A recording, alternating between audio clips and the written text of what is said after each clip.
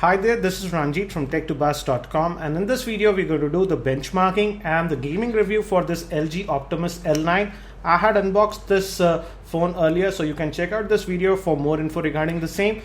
This L9 is a mid-range Android phone and it sports a 1 GHz dual-core processor, and also the RAM provided is 1 GB. Let me, before I run all those games, let me just show you the benchmark scores. First, let's see the Ninamark score.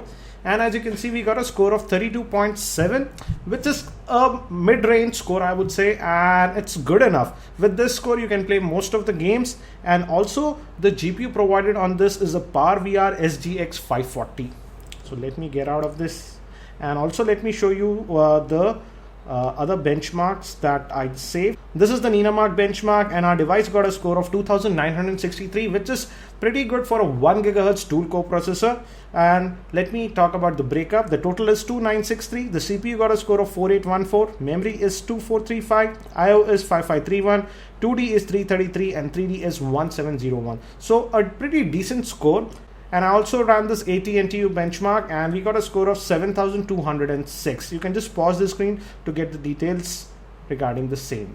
So again, pretty decent benchmarks, I would say. Not top of the line, but good enough for a mid-range Android phone. And first, let me start with some casual games. I would say this is a decent device for gaming also, but if you are a very heavy gamer and you want to run very heavy games, then you might have a problem, and I'll talk about it a bit later why. Let's start with Subway Surfer, and it takes around 15 to 20 seconds to load the game, so I'm just going to skip the loading screens. Loaded it in about 15 seconds, so let's start this. And as you can see, it plays this game without any issues.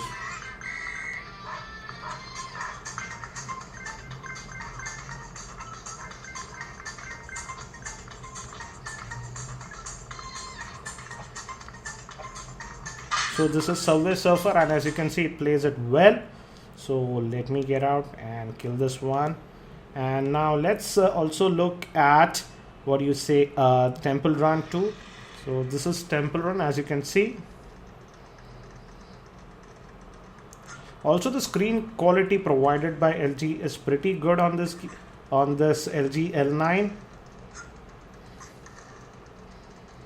And as you can see, it plays this game without any issues.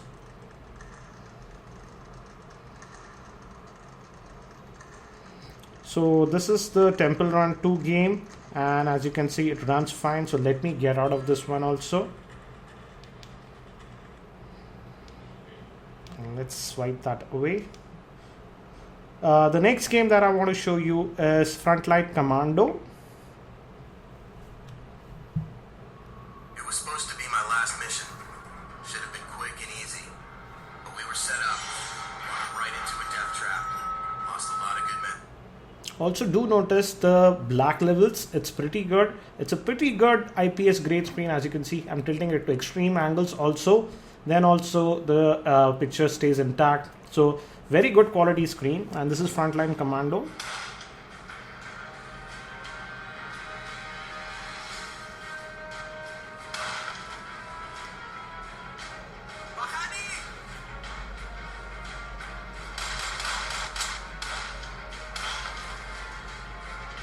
And as you can see,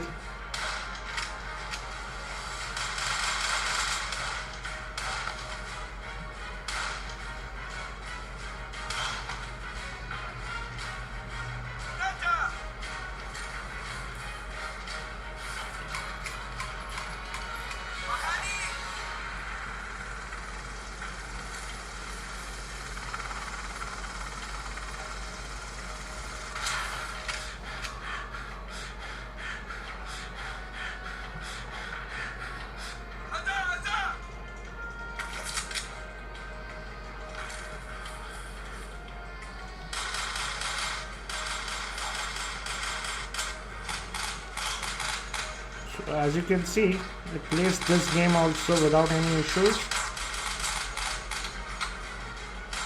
I did notice a little bit of lag at times, minor lag, but it's not always, only sometimes it happens. Most of the time It's pretty good and you can play this game without any issues. So let me get out of this Frontline Commando now. So this is dead trigger. As you can see, I'm moving the character and the character movement is also very smooth. And we need to kill zombies in this one. And they should arrive, yeah, as you can see. There is a hint of lag at times again with dead trigger. I wouldn't say it's silky smooth.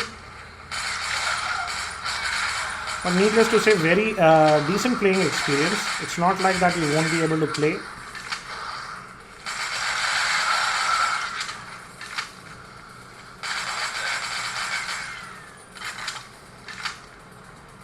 Let me go in.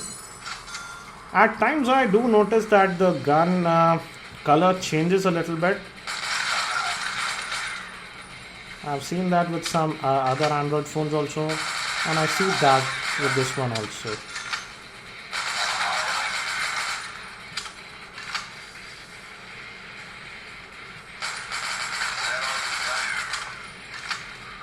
But as you can see, it plays this game also fine without any issues. So this is for dead trigger. Let me get out.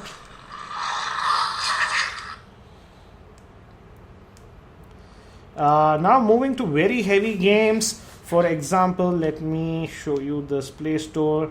I purchased the Asphalt 7, as you can see, and I did install it, and then it gave me an error and stopped an installation. The problem is the internal storage. If you have seen my unboxing, you by default you get a free storage of 2.1 GB. I already had some apps. For example, see, I have about 1.5 GB available.